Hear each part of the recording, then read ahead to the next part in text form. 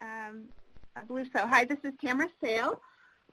Welcome to the second webinar of our Clinical High-Risk Early Psychosis Learning Community. We've titled this one, Connecting the Threads of Our Learning, and we'll talk more about what we'll be accomplishing today. I want to encourage everyone to stay connected afterwards for the evaluation survey. That's very important. And Tiara is going to give us a quick introduction to the learning management system that we're starting to use. This webinar is hosted by the National Technical Systems, the National Training and Technical Systems Center for Children's Behavioral Health, funded by SAMHSA. So thank you. Tiara? Good morning or good afternoon, everyone. The Absorb Learning Management System is a central repository for online training, webinar registration, social media feeds, TA network learning communities, and TA network learning communities, excuse me. And so you can use that link at the bottom to go ahead and click to access Absorb. When you click on the link, it will ask you to put in a login and password. If you don't have one, just go ahead and create one, and then you'll be at this housing page right here. So this is your home page, and you can access the TA network learning communities, including the clinical high-risk learning community, from this orange tab right here on your home page. And so you can see it a little better right here.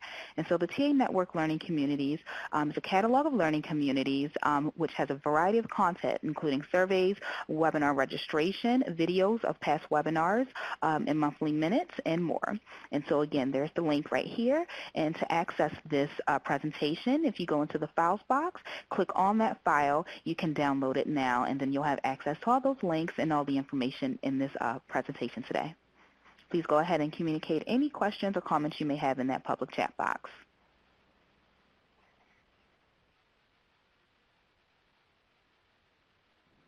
Okay, so we're going to go ahead and introduce ourselves. Kate? Hi there, I'm Kate Hardy at Stanford University in the Department of Psychiatry and Behavioral Sciences. I'm a co-director of PEPNET and co-director of our Early Psychosis Clinic here at the Department of Psychiatry. Steve.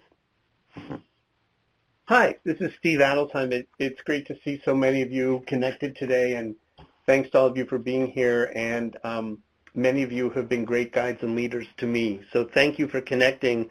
I'm Steve Adelsheim. I'm a child psychiatrist by training.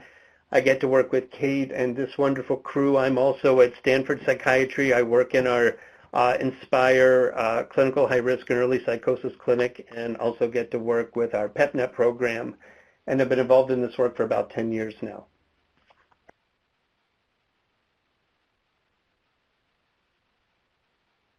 I'm Tamara Sale. I'm the director of the ESA Center for Excellence at the Oregon Health and Science University, Portland State University School of Public Health.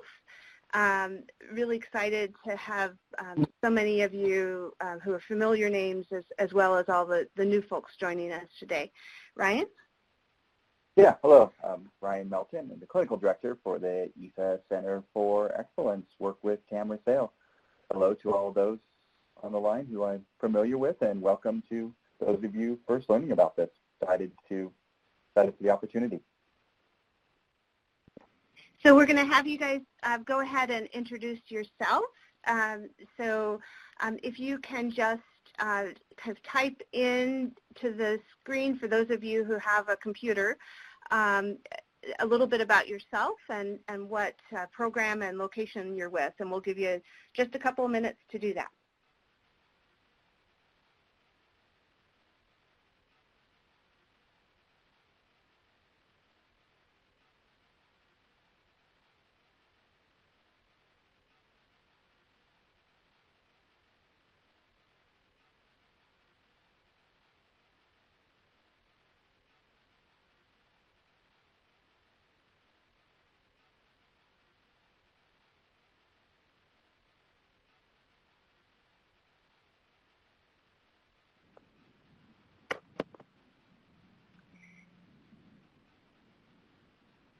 So I'm seeing a lot of familiar names from all over the country. So welcome Misty from Tennessee, and Aruma, and Lorraine, Carolyn, Kelly, Chishita, Jennifer, Kim, and we're hoping that all of you will sign up for the learning management system so that you'll have lots of opportunities to interact with each other. I'm seeing lots of really great, knowledgeable people online, so I'm hoping that you guys will contribute throughout and really kind of share your expertise. I'm not going to read all the names, but suffice it to say we have a really remarkable array of folks on the line. And so the next question is whether you have an established program or in the process of establishing one. So far it looks like the majority of people online do have a program or have one that's being established. For those of you who don't, obviously we're eager to encourage you to do what you can to get one started, because these programs are really, really helpful to the community. So let's see, I think we'll move on. So today we're going to basically introduce our learning community and kind of launch our webinars and kind of ongoing networking. We're expecting that this learning community will go through the end of 2020, so I expect that we will have a lot of time together. But today we're basically going to start with an orientation to the current state of first episode and clinical high-risk services in the United States and across the world. We're going to go back and just talk a little bit about the concept of stepwise care or stepped care. We'll talk a little bit about resources, some of the recommendations that are out there, and get your feedback for future topics and conversations. Our goal is really to create a forum for individuals and programs who are engaged in this type of work to learn from each other, identify areas of synergy and common needs, and to build a common understanding of the work. We will be having monthly webinars at the same time, every month, same day, and we really encourage you to both sign up using the Absorb Learning Management System and also to subscribe to the TA Telegram in order to get additional announcements. And Tiara, if you could maybe put the information about how to subscribe in the chat box. There we go. Great. Thank you very much. All right. So Tiara, you want to talk a little bit about the learning management system? Or I guess you've already done that. Sorry. Okay. So you have the ability to enroll in the learning community. Tiara has already kind of introduced that. So Kate, I'm going to hand it over to you. Thanks, Tamara. So good morning, everybody. To ensure that people are still awake or post-lunch, we have another poll for you, and it's really to get a sense of the range and breadth of expertise on the call. And looking at some of the names on here, I know we've certainly skewing towards the expert end. So when it comes to psychosis, would you guys consider yourself expert, very knowledgeable, fairly knowledgeable, or just learning? And just wait for those results to come in. So a nice spread. It's kind of fairly knowledgeable and very knowledgeable, sort of leading, and just learning for the early psychosis. Obviously, because what we are doing here is really focusing on the clinical high risk for psychosis population, we're also curious to see how you would all rate yourselves in terms of your knowledge when it comes to clinical high risk. So in a second, Tiara will open that poll, and it's the same set of responses. Would you consider yourself expert, very knowledgeable, fairly knowledgeable, or just learning when it comes to CHR? And this is the point when as presenters we all look at it, and if everyone says the expert, we realize we've got a really tricky time on our hands, or we retire, one or the other. But looking, as we expected, like folks on the line predominantly are just starting out or beginning to identify themselves as fairly knowledgeable when it comes to clinical high risk. All right, thank you, Tiara. Moving back to the slides, it's like magic, it's amazing. Incredible. What we wanted to do as we engage in this initial webinar and start to really build the learning community was to establish a baseline, make sure that we're all starting off at the same point, knowing that for some people this will be a refresher, and some of you have even written the book on this stuff. For others, maybe it's much newer. But to ensure that we're all from the same place, just to define this idea of clinical high risk for psychosis and what it is. Well, interestingly, it is a population that was developed from research into the schizophrenia prodromal phase, rather than sort of being clinically driven initially. Although certainly anecdotally, when we speak with our clients and families, they frequently reflect on this period prior to the onset of psychosis as a period of great change. And what we have often heard is, if only I'd ever known now what was going on then, or the other way around, maybe we could have done something earlier. So we know that the early stages of psychosis and schizophrenia have high levels of acuity, involuntary treatment, possible legal involvement, often reaching crisis point, and that really speaks to the need for us to intervene at this even earlier stage than we typically think of when we think of early intervention in psychosis. Early psychosis programs themselves naturally move towards working with clinical high risk as we attempt to identify psychosis early or reduce the duration of untreated psychosis. And when I was starting out in this field, back in the early 2000s in the UK, and there was a large initiative there to develop early psychosis programming, even though clinical high-risk programs were also being developed, there was a very strong push nationally to having the early psychosis services established first before the clinical high-risk programs, because otherwise there would be a bottleneck created by going clinical high-risk to FEP if there wasn't an FEP program to move into. And also through this period, we know that schoolwork, functioning overall, becomes very impacted before the onset of acute symptoms, knowing these cognitive changes can occur.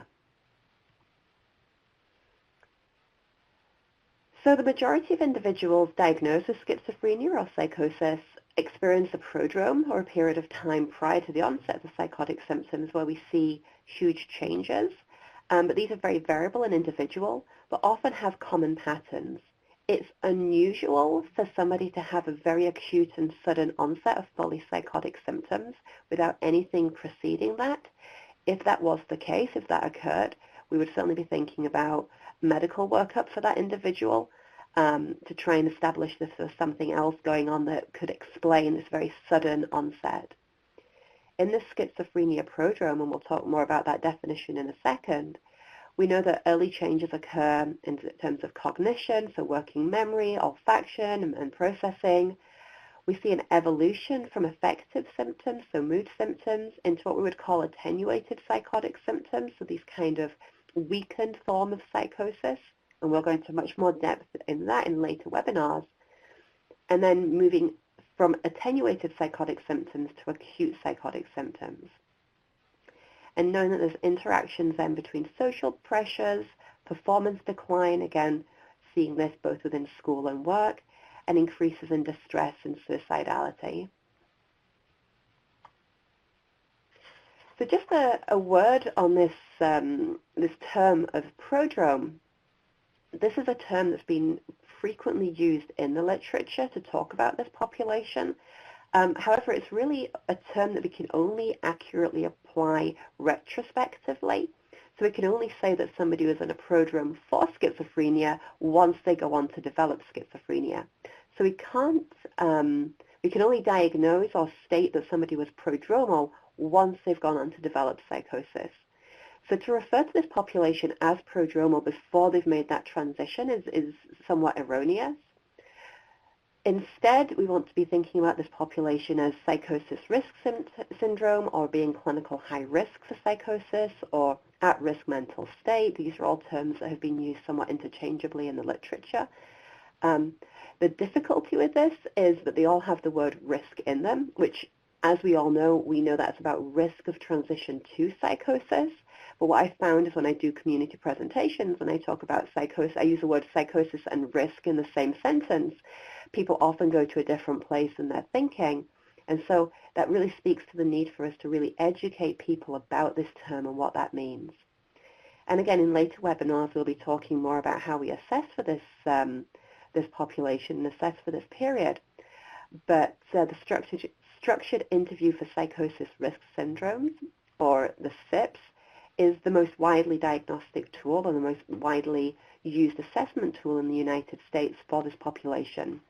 Another tool that exists is the CHR, or the Comprehensive Assessment for At-Risk Mental States.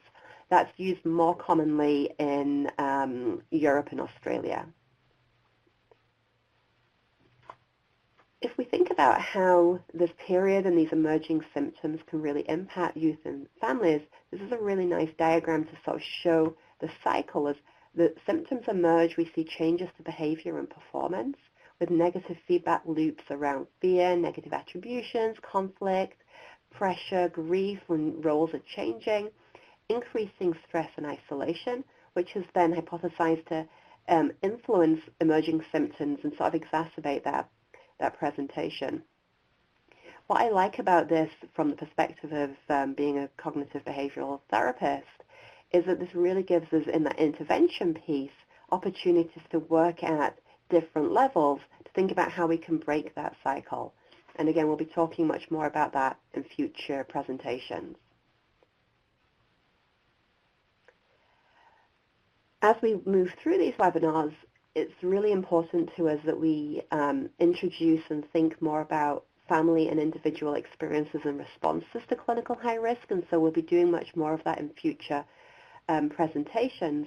But here we wanted to consider how people may experience this population based on this period, based on some of the research that's out there, and really kind of individuals reporting being blamed even though you're struggling to do your best, trying what worked before but it doesn't work now, so what do I do?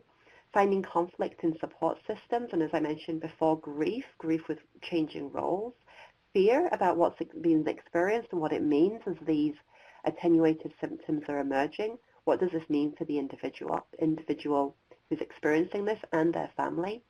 And then we know there's a higher rate of suicidality with this population as well. And I think it's also really important to embed this within the developmental context that we're often talking about an adolescent population where there's a lot of change emerging anyway. So what we hear from families is, I didn't know if this was something that was going on or if he was just being a teenager, for example. So how to tease that out.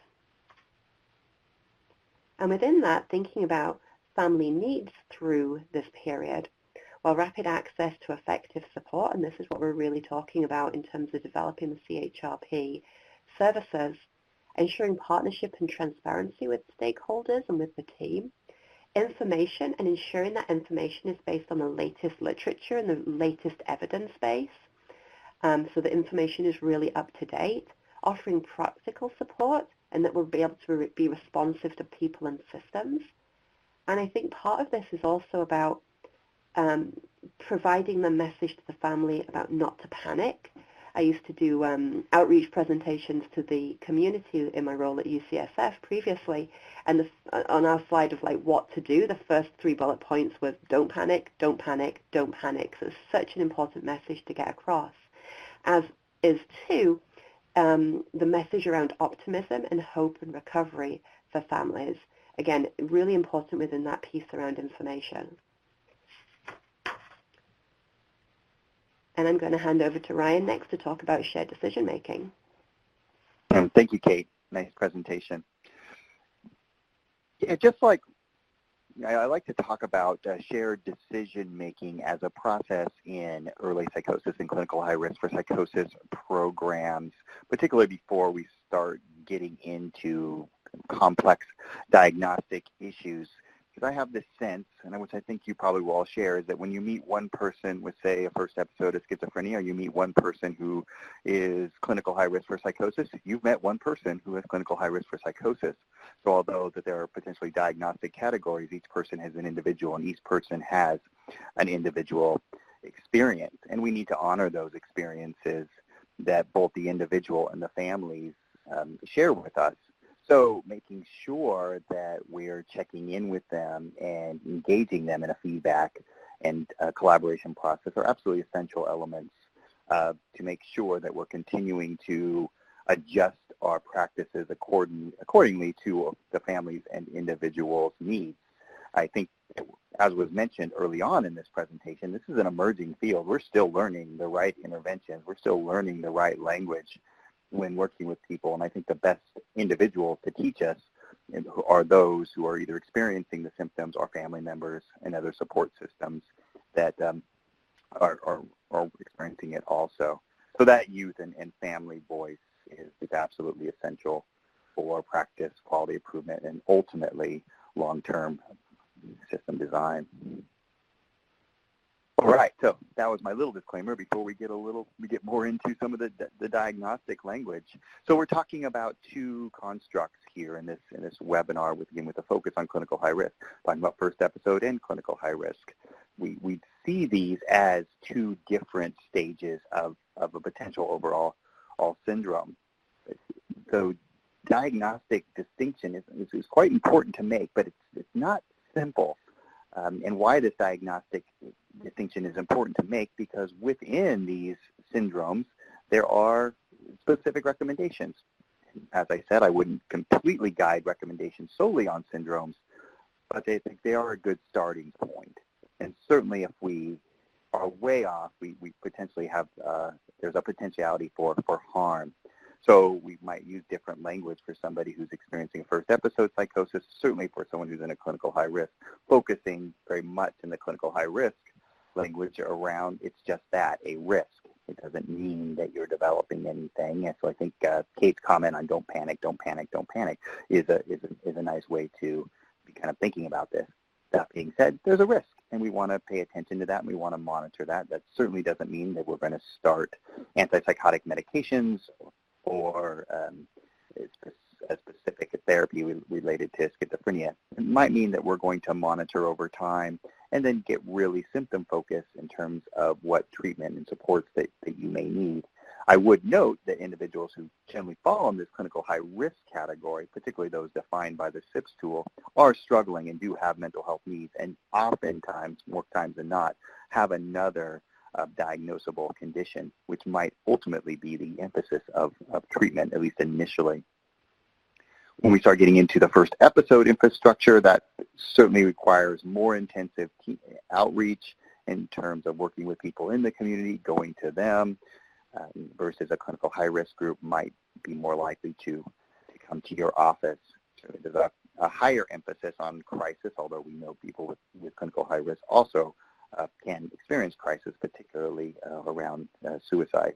And then certainly with first episode, there might be more kind of specialized, well, both conditions have very kind of specialized care. So we want to make that distinction to make sure we're having good kind of treatment matching depending on what the individual is experiencing. In general, without getting into all of the minutia that would come with the SIPs, the general distinction between psychosis risk and first episode psychosis is really the ability to self-reflect, do reality testing, have that clinical, what we clinicians might call insight, and to the extent the symptoms are affecting behavior and decision making. One thing that I know we learned, over time with ESA is that when we started with first episode, and then later went into clinical high-risk work, I know myself and psychiatrists on the team would sometimes say, gosh, were we diagnosing people that really had clinical high risk with first episode? I don't know if we really made that distinction at that time, particularly those that were kind of in kind of a later clinical high-risk stage. I think that we as a system, sometimes that are not aware of clinical high risk, there could be a tendency to move too quickly with diagnosis. Certainly those of us that have worked in community mental health systems are very dependent on ICD or DSM diagnoses for reimbursement purposes, and we may in some ways kind of move quite quickly to a psychotic-related diagnosis when those symptoms are present. We want to be very careful with that, and I think that's one thing that the clinical high-risk movement has really taught us, is that this group isn't psychotic, and they may never be, but they certainly do have symptoms that we want to pay attention to. We know that once somebody kind of crosses over into a first episode, there's higher rates of trauma, oftentimes legal involvement, hospitalization, involuntary care, higher doses of medicines, and then of course sometimes with the medicines there are significant side effects, particularly metabolic issues with the atypical antipsychotics. Now, if you kind of go the opposite way and you have a clinical high-risk program without first episode, one thing we know about this is that, of course, we're not going to identify by everybody, and there's still a debate in the literature in the field whether or not we can prevent psychosis. Certainly people believe we can. Others are still uncertain about that. So we wouldn't catch everybody. And I think without a first episode, we don't kind of have those fundamental issues to support individuals who ultimately convert, to a first episode program in terms of effective care, a proactive crisis response, more of the kind of traditional evidence-based practices for first episode psychosis, like support, employment, education, multifamily psychoeducation, items like that, or treatment like that is very geared towards that first episode group. And certainly when somebody crosses over or transitions to a first episode, as mentioned earlier, extremely high risk to the person and certainly to their family, and traumatizing to both.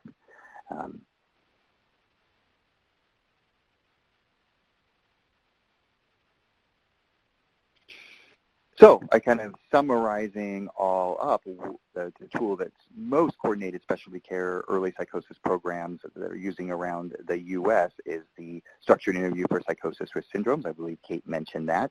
That helps us diagnose 3 psychosis risk syndromes: the Attenuated Positive Symptom Syndrome, or APSS.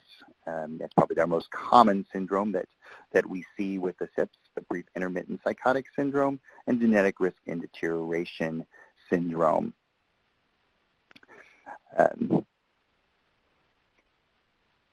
So in those syndromes, you're able to identify when you receive training in the SIPs. So I got a little distracted by people having audio problems, so I was making sure it wasn't me. All right, I'll turn it over to our next speaker. Hi, this is Steve.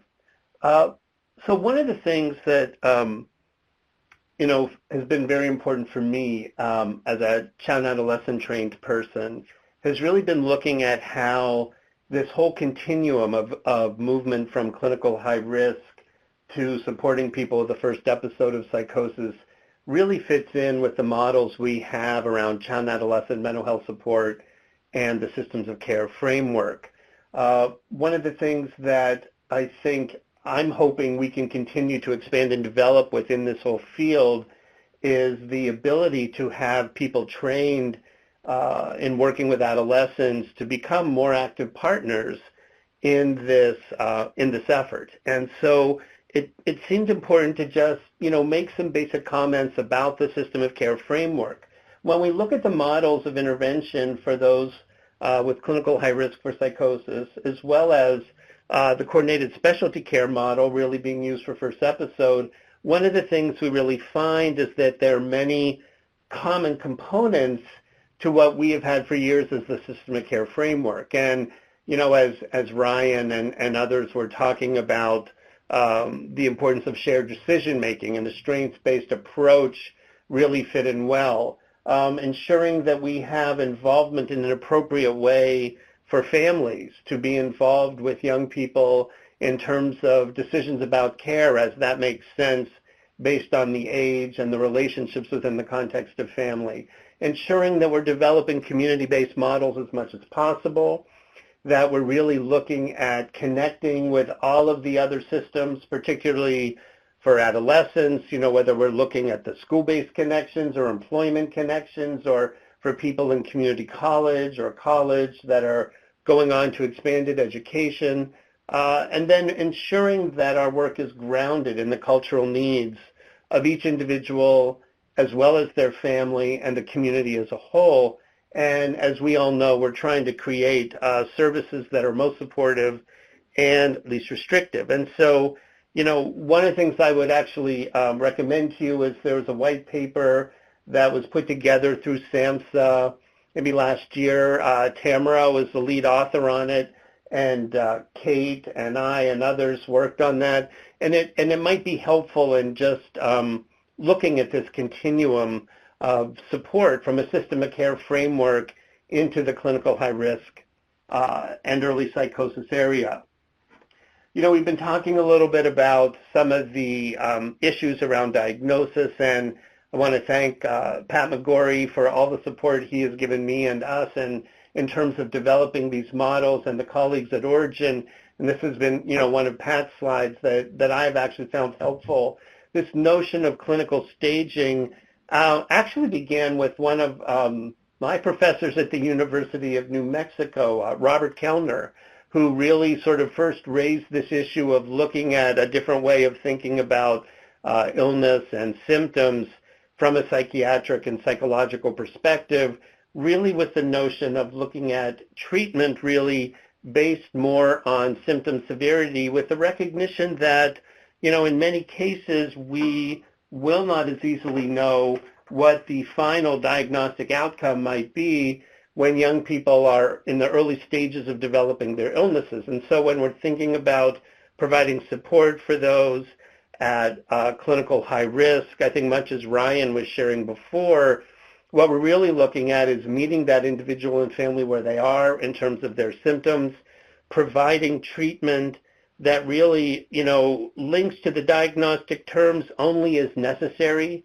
to really guide the selection of care, and not really moving in a predictive way towards outcomes, but really being able to work with that young person and family where they are at the time, and ensuring that the treatment really fits with the stage and the point of illness of those symptoms at the time. In addition, the Origin team has this other slide that I've just found helpful visually to really talk about this notion that, well, young people are often on these different tracks or moving down this road in their symptom experience. We often don't know where they're going to end up. And so it really seems important, as shared, to really meet them where they are in terms of that journey, as well as their families, and be able to provide care wherever they are in the process, and not really trying to predict ahead of time where things are going to end up going. To give a little context about, how we've been able to get to this point around looking at this broader community around clinical high risk for psychosis, I will share with you that I'm someone, as I said, I came to this work really a little bit later than your other speakers today, and have been fortunate that they and so many others have been willing to be educators for me. And as much as I was involved as a child psychiatrist doing early intervention work, really it's been about 10 years that I got involved in this work. And unlike, as Kate suggested, starting with first episode, I had the opportunity to be part of a clinical high-risk program funded by the Robert Wood Johnson Foundation called EDIP, where we were replicating the peer program out of Portland, Maine. And, over time, there have been wonderful studies really looking at clinical high risk, beginning with the great work of Naples, and I see many of those folks joining us today, and thank you.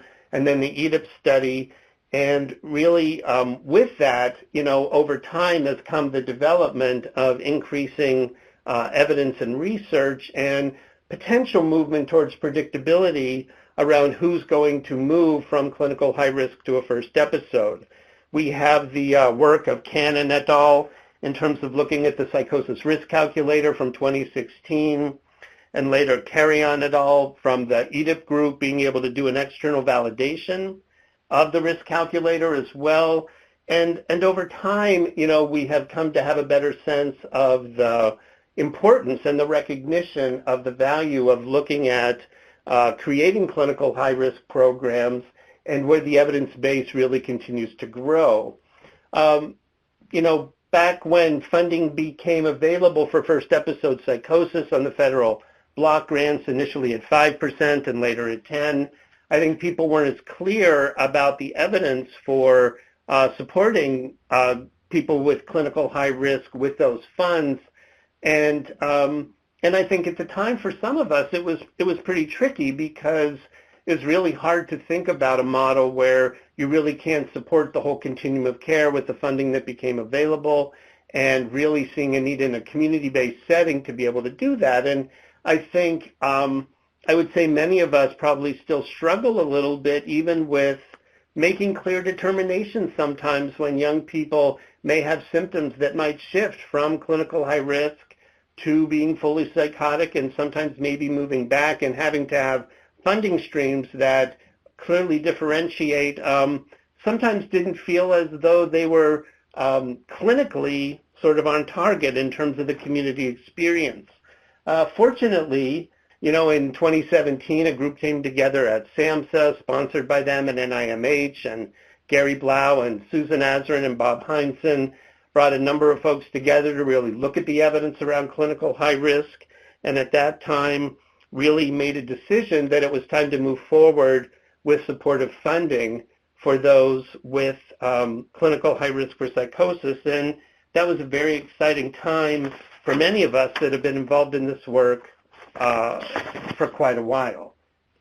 So as a result of that, we not only have the programs that were trained by the group from Peer and others that took it on themselves, like Tamara and Tara and Cam Carter and the program at UC Davis and others, but now we've really seen an expansion of the clinical high-risk programs, and then the recent grants that were funded by SAMHSA to the 21 sites that are really looking at where this clinical high-risk program fits along the continuum.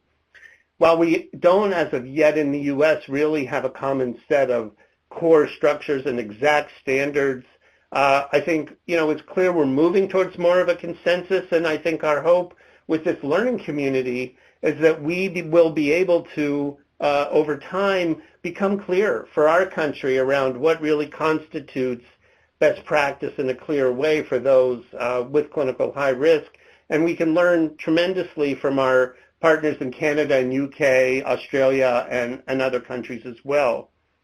I think our hope now is with sort of the potential for other dollars and support, we can really look at how to build this continuum, through this evidence base that supports from clinical high risk to first episode. We can utilize the learnings we have from the CAS model, and then with that be able to reach to younger people and be able to really look at earlier identification and link people to early service. As we frequently say, half of all mental illnesses start by the age of 14. The reality is we don't have the systems in place for our young people, and being able to build on these programs, whether it's through linkages through schools, through the integrated youth mental health programs like Headspace and Foundry and the models we're starting here in the U.S., and then movement to clinical high risk and early psychosis programs will allow us to create the sort of public mental health model, hopefully within the United States, that we haven't been able to have to this point in our country. So I'm going to hand things at this point back to Ryan.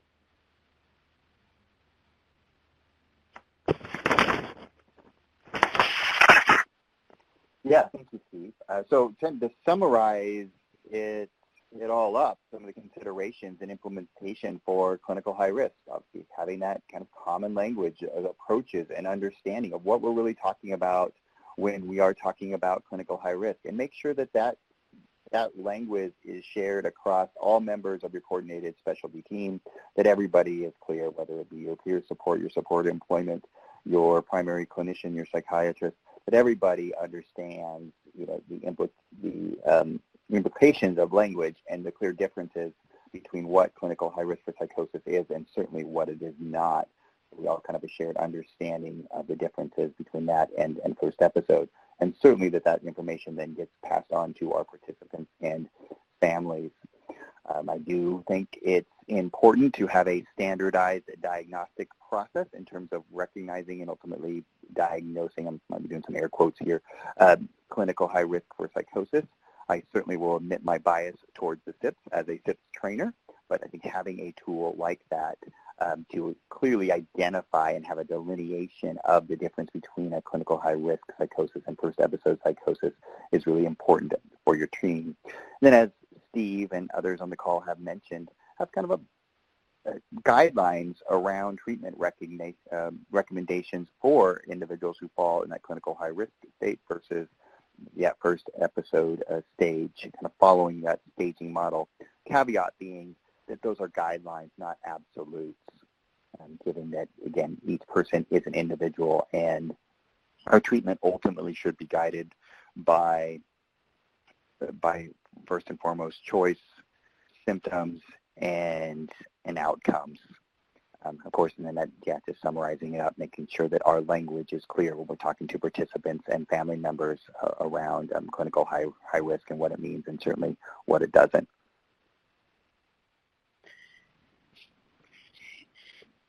So this is Tamara. I'm going to jump back in, and thank you guys so much for the great overview. I think one theme that you may be picking up from this is that this is a field that's really kind of in the early stages of moving from research into developing national standards. And that meeting that Steve was mentioning was really a time when they brought together experts to talk about whether, in fact, we were ready to move forward into bringing this work into the community. And there were some areas of consensus. In the end, the group made an overall recommendation that we were ready, but that we needed to be careful about how we do it, because there are potential harms that can be done, and potential we could potentially dilute the work that we've already done with first episode. So I'm just going to talk a little bit about what some of those areas of consensus seem to be. And also, I want to invite folks who are online, because I know there are a number of folks who are at that meeting. There are also lots of experts and people with really important perspectives online. So, feel free to add to what I'm saying in terms of what you think would be considered to be core elements or things that are really essential in doing this work. The first thing that I want to talk about is making sure that there's a strong link and seamless service delivery with a first episode program. So, what we're talking about is to create a system of care, like Steve was describing, that allows us to identify people before they're having to go to the hospital, but also that doesn't drop them off a cliff at any point later on. And so even with first episode programs, this is something that we're continuing to work on. What is the step-down process? What's that bigger picture system of care? With the clinical high-risk focus, community education and social marketing is absolutely essential. You literally can't do this work without a really strong community education focus. People won't find you. They won't know what to look for. It's very important to give explicit information about what those psychosis risk symptoms look like, what early psychosis looks like, as well as being really thoughtful about the types of messages that we're giving around what psychosis is and is not. We've mentioned a couple of times the importance of using specialized assessment. Absolutely critical that the clinician have training and consultation on the use of that tool. Not only the SIPS itself, but also the differential diagnosis that has to happen around substance abuse, childhood disorders, etc. And Dana was asking about where you can find the SIPS tool. I happen to know that Barbara Walsh is on the call with us today, so maybe you could respond to that. Shared decision-making, again, a repeated theme, but really centrally important. Family psychoed and engagement and treatment. Most of these folks are very reliant on their families, and also their families, there's a lot of research that shows that family engagement and psychoeducation is one of the most important determinants of whether people will be successful. Also in terms of the research, family interventions have one of the higher levels of evidence associated with them. So that's one area that's clearer than others in this field. Another area that's pretty clear is CBT for psychosis. There's a lot of research around its effectiveness. Supported education and employment. I think we're continuing to develop models that are appropriate for younger ages. A lot of our programs focus on individual placement and support, and most of the elements of that are pretty effective for this group, but it's also really important to be available to help with IEPs or with 504 status in school, helping in the classroom, as well as potentially helping the person get their first summer job, which is not necessarily something that IPS was designed for in the beginning. And again, I know we have some folks online who have done some really amazing work on this. The Thresholds folks have really been trying to develop transition age resources focusing on these areas. So I'm excited that we'll have the opportunity to share with what everyone's doing. One of the other areas of consensus among the experts was that while it's really important and exciting for us to think about preventing the onset of psychosis, and most of the research has focused on that, it's actually probably even more important for us to focus on helping support people's functioning and their resilience. The unfortunate thing is that there's not a lot of research specifically in that area. The other area that we talk about quite a bit is cognition. So those early working memory problems, that sort of thing. Again, there's been research, but it isn't really definitive in the clinical high-risk population. But we know that that's having an effect on people's functioning. So that's a whole area of research that I think the group is really well poised to begin to address. Evidence-based treatment generally of diagnosable conditions, so there's a lot of, there are a lot of folks who have anxiety disorders or, depression, things that go along with the clinical high-risk state. And of course, we've talked about trying to avoid agents, antipsychotic agents in particular, that may actually create significant side effects. Recognizing that especially at the younger age, people may be more susceptible to some of those side effects. So just being careful about that use. Are there other things that you all can think of that are missing from the list as far as what you would consider to be core elements in clinical high-risk treatment? And again, I know we have quite a few experts online.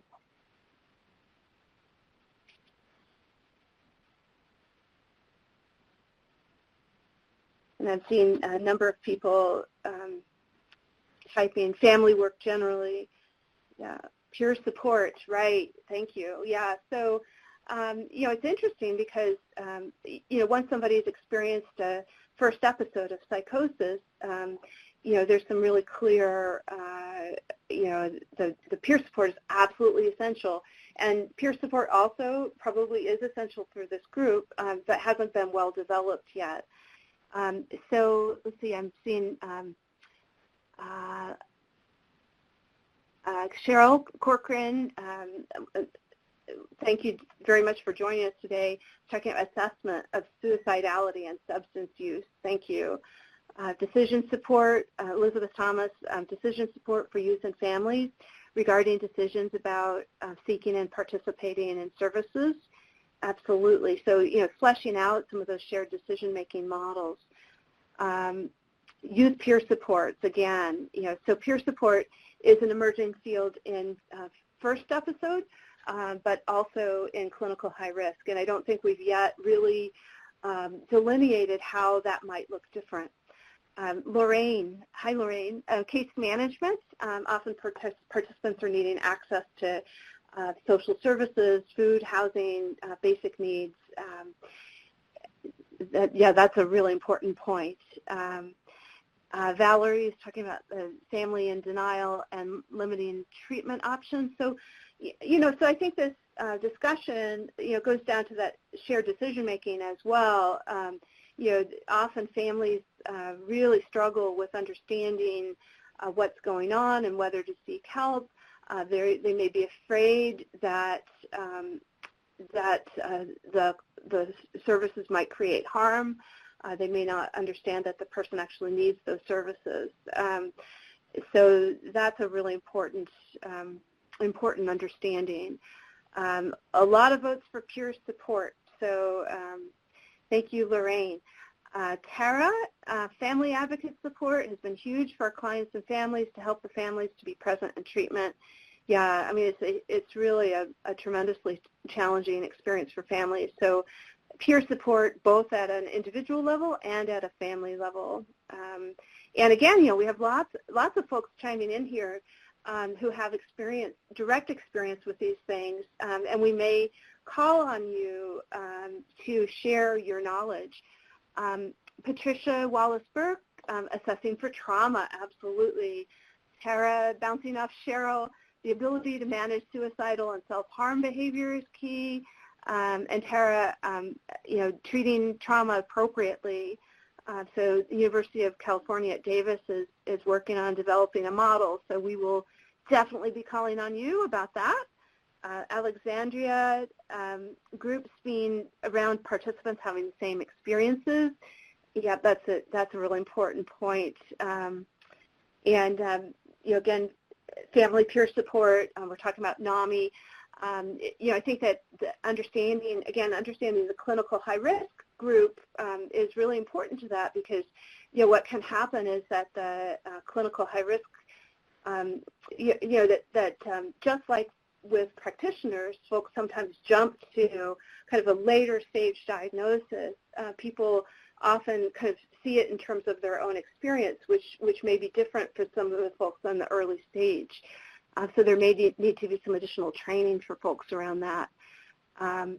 So again, trauma assessment. Elizabeth, I'm not sure if this fits under individualized support focused on functioning and resilience, but I think a great topic for discussion would be how to promote community participation among those at clinical high risk in recreation, leisure, spiritual communities, intimate relationships, etc. Yeah, that is great. Cindy Mueller, youth peer support that focuses on the 40 developmental assets. So, referring to Youth ERA, which is an ERA, and Youth Move National as well, have really focused in those areas and learned a lot. Having a support person who's been through the stages prior to psychosis, yeah.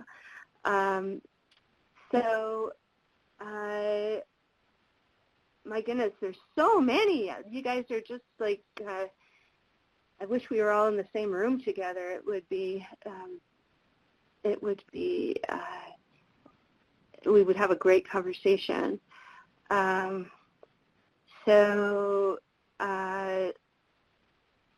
Let's see, I'm kind of working my way down this list. Knowledge for parents. Jessica, I'd be interested in knowing more about the trauma model. Absolutely, I think that's true for all of us. And Tara is happy to share, of course.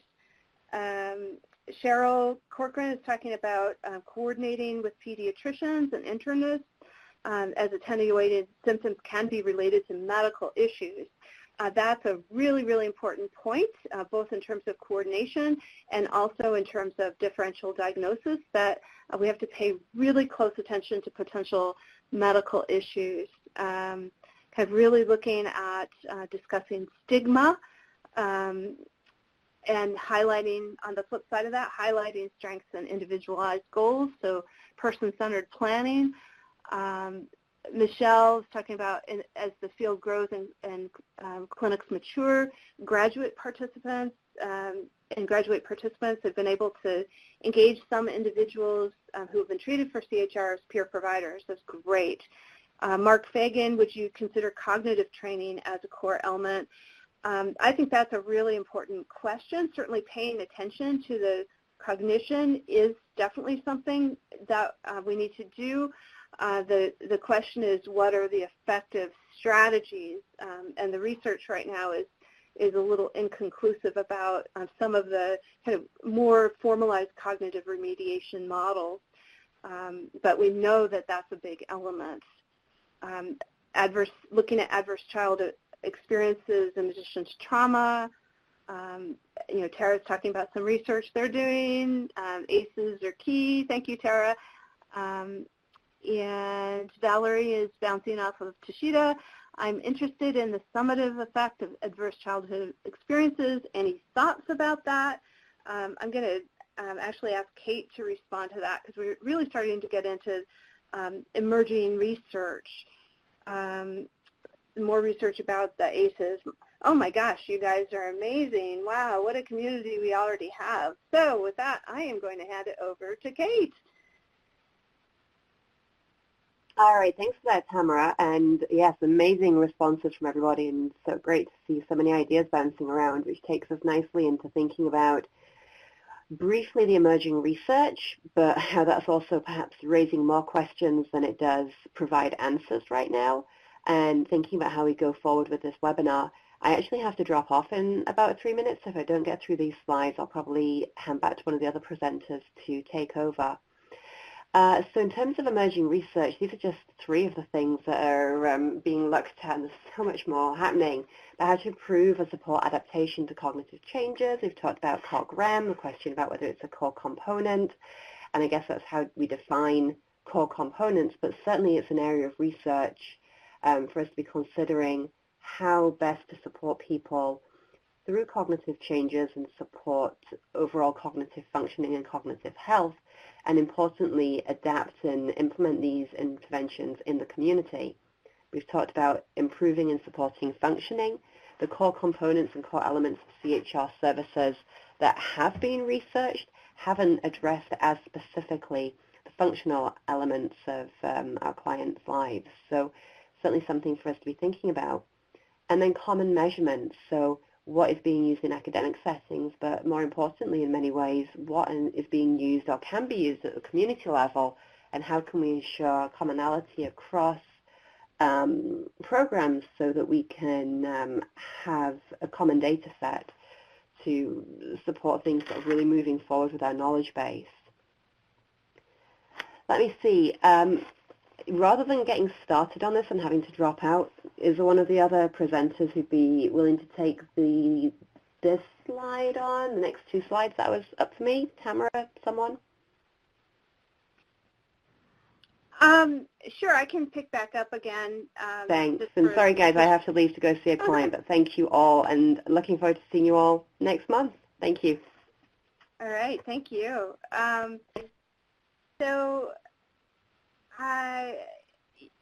We have a question here about what lessons people have learned for other sites. But I think I'm going to kind of, because of time, I'm going to kind of move us forward a little bit. And Valerie is saying I'm also interested in referrals for medical care and assessments to rule out physical reasons for high-risk symptoms. Is that being discussed with this issue? So that really is a nice segue into the set of questions. So for folks, we're tracking everybody's answers, and we're going to be using this for our planning. So if you haven't already brought it up, we're interested in questions that are most significant for you right now, as well as resources that you're developing or have found that you would like to share. And then finally, what would you most like to discuss and learn about within the learning community? And I'm going to just mention that we have some potential topics that we've kind of laid out. We're going to talk for sure about young adult and family perspectives, so that would include a discussion about peer support, assessments, when is medication warranted, CBT, family psychoed, cultural and linguistic competency, social marketing, and kind of a range of sustainability topics. I think people have already brought up a number of things that are not on this list, so this is really, really helpful for us. So again, questions that are most significant for you right now, resources that you're developing or have found that you'd like to share, and we'll be able to upload all of this stuff into our learning management system. And in fact, Cheryl Corcoran sent us some really amazing material that she's already developed around issues like cannabis and stigma and early identification, some really interesting research. So I'm going to just kind of keep walking through as people answer these questions as we have time. And if you have questions for us as well, this would be the time to throw those out there. Okay, so is anyone using the EPSI in addition to the SIPs? Jessica, could you maybe kind of describe a little bit what the EPSI is for folks who are not familiar with it, and I'll come back to that after as we get through the chat. Tara was talking about developing materials for Spanish-speaking families and clients. One of my hopes is that across this network that we'll be able to share materials that people have developed so that we won't have to all reinvent the wheel. And then, of course, translate those as well. Kate was talking about, will there be specific training for the SIPs? So Barbara Walsh is online. She provides training in the SIPs. It has to be organized, so either you can bring them to you, or perhaps you can find out about a training that's happening already. Ryan, who's online, also trains with Barbara, so we do have a couple of trainers, and I'm sure there are others that Barbara could tell you about. Mark was saying that we're especially interested in materials for family and individual psychoeducation for CHR, and also in language for community education that strikes the balance between not scaring people or doing harm, but naming and addressing risk. I think that's really kind of central for everybody right now. Jennifer, I'd like to know what others have done to support outreach to the community, specific trainings or methods of outreach, so that kind of builds on what Mark was saying. Alternatives to medication, i.e. CBD oil. Yeah, so that goes along with the cannabis discussion, but also there are some other agents that are being explored. At one point we thought fish oil might be the answer, but we're starting, the research again is kind of mixed about it. Minimum recommendations for stepped care, starting with individual therapy, case management. Yeah, so I probably would say yes. If you look at the document that we were referring to about systems of care, there's kind of a list of kind of interventions at each level.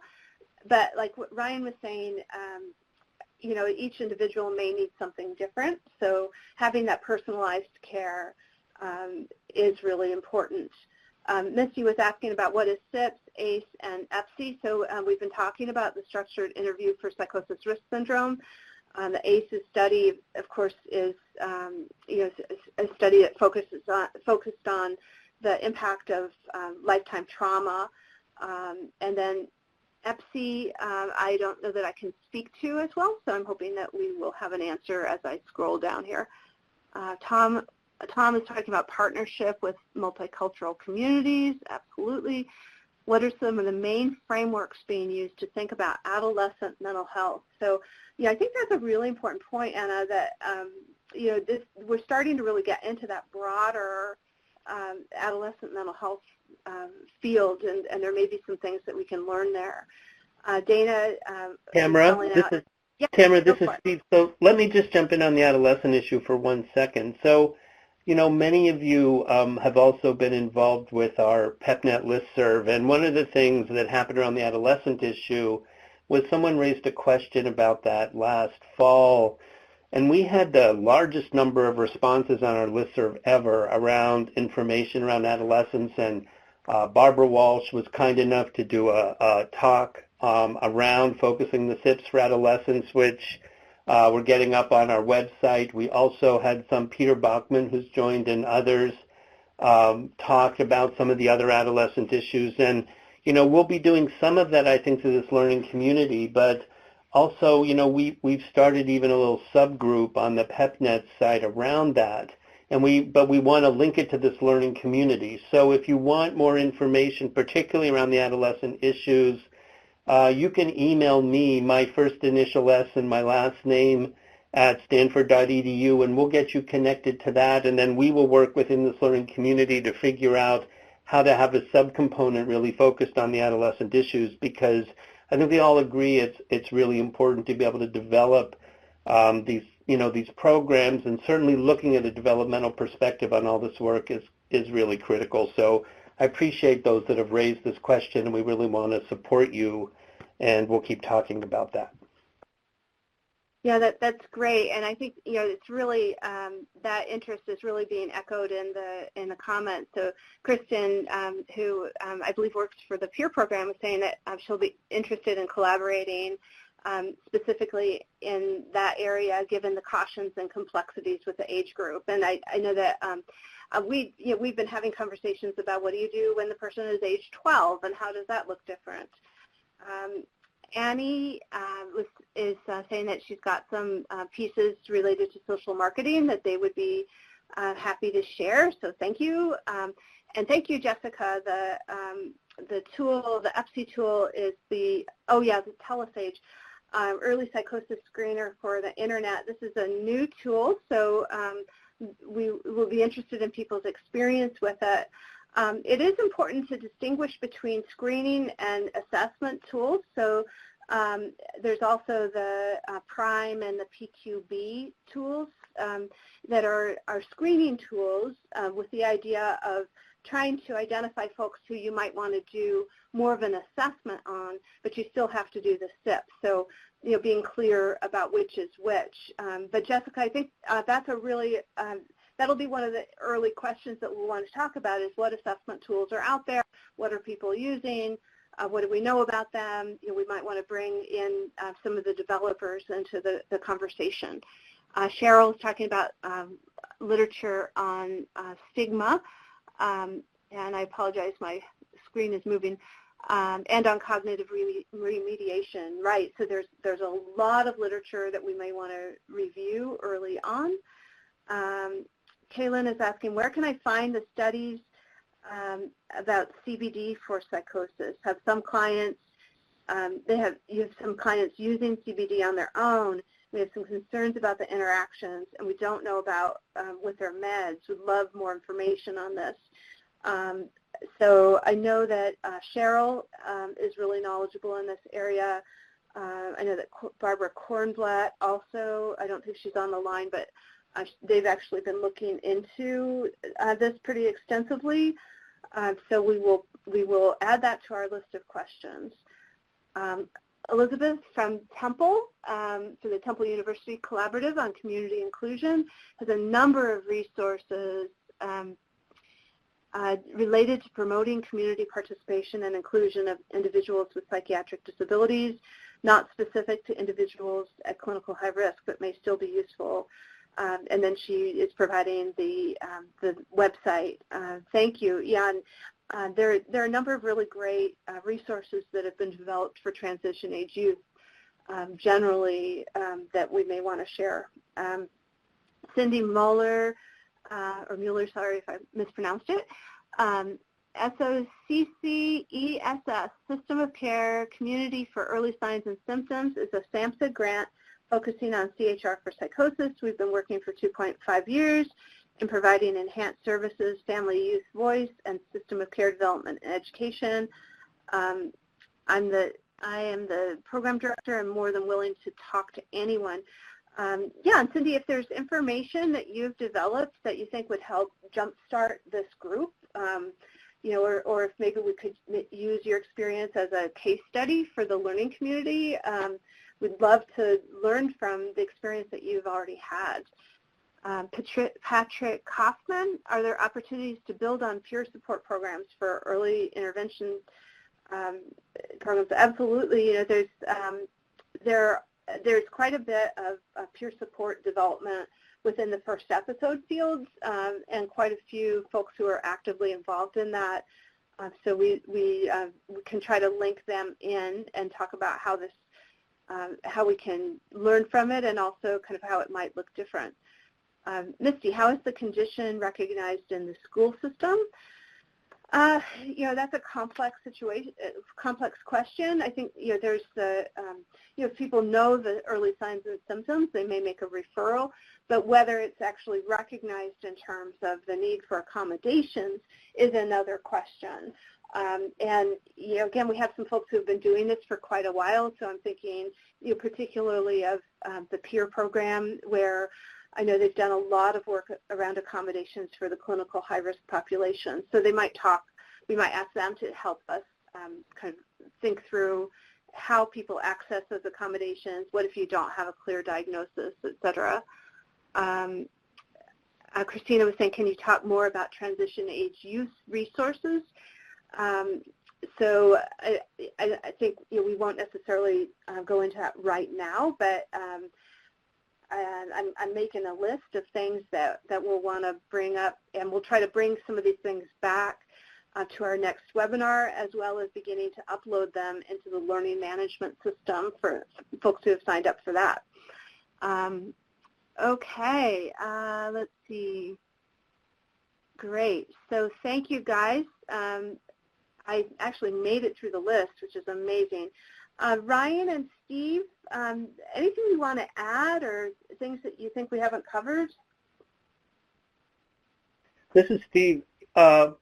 I actually think we've got plenty of work to do in terms of getting going with responding to the things that are here. I'm just grateful not only that people are raising these critical questions, but that so many of you are willing to jump in and share all of your experience with all of us, which really is what a learning community is all about. So I just think it's sort of an amazing start, and I'm excited to go back and look through this list and think about how we build in some of these responses in a more effective way. And I think if, for those of you that are willing to step up and share the work you've been doing, if you think it would really be of value to this whole group, let's figure out a context in which that makes sense so that everybody can benefit from everyone's experience in this process. So I just want to thank everybody for jumping in and being willing to share the great work that you're doing, and so we can all be guiding each other. So that's the only comment I have at this point. Great, thank you. And there's a link to the survey that we really want to encourage everyone to take, because your feedback is extremely important to us. And you know, there are a few initial resources, but there are, you know, so many more. So there's the document that we were talking about.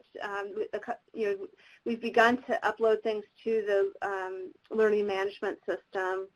The National Association of State Mental Health Program Directors also has quite a few online materials.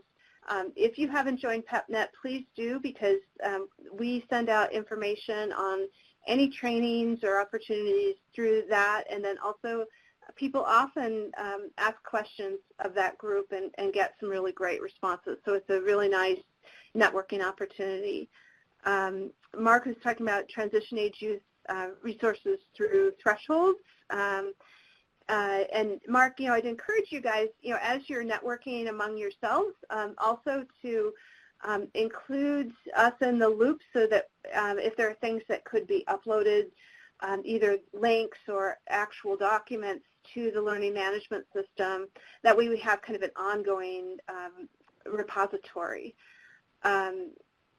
So I think that is the kind of, we're getting to the end. Ryan, any other feedback that you would like?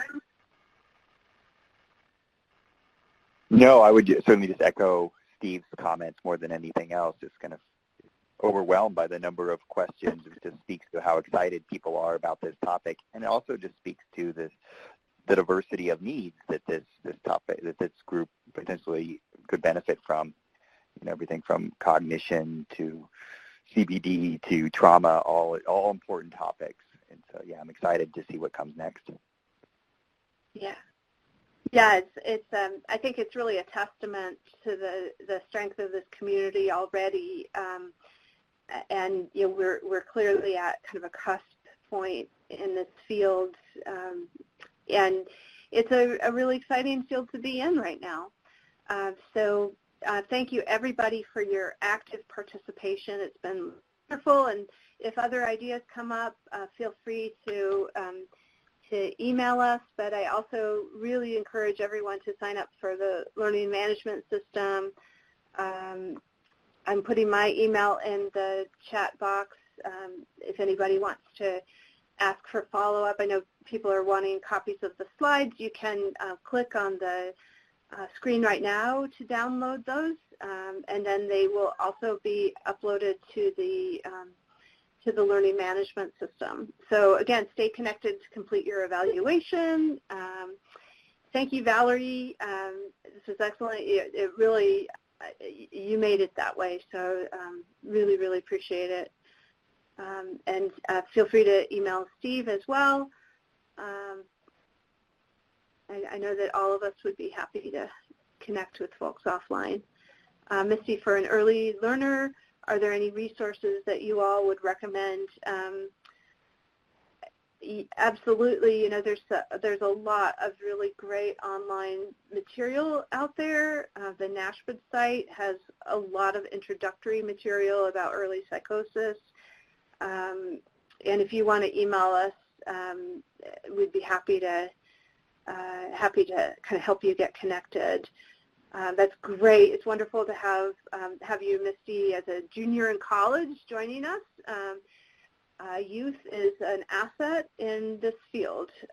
So my email is in the chat box right now if you want to email me, Misty, and I will follow up with you. So thanks, everybody. I think we're getting to the end here. And it's been a wonderful, dynamic conversation. Thanks, everyone. And thank you, Tamara, for moderating us so well and getting through all these comments. You did an amazing job. Thanks very much. Thank you. Yeah, so first Thursday, same time, same place, same day, from now until December 2020. So see you guys there. Okay, thanks, everybody. Okay, thank you. Bye.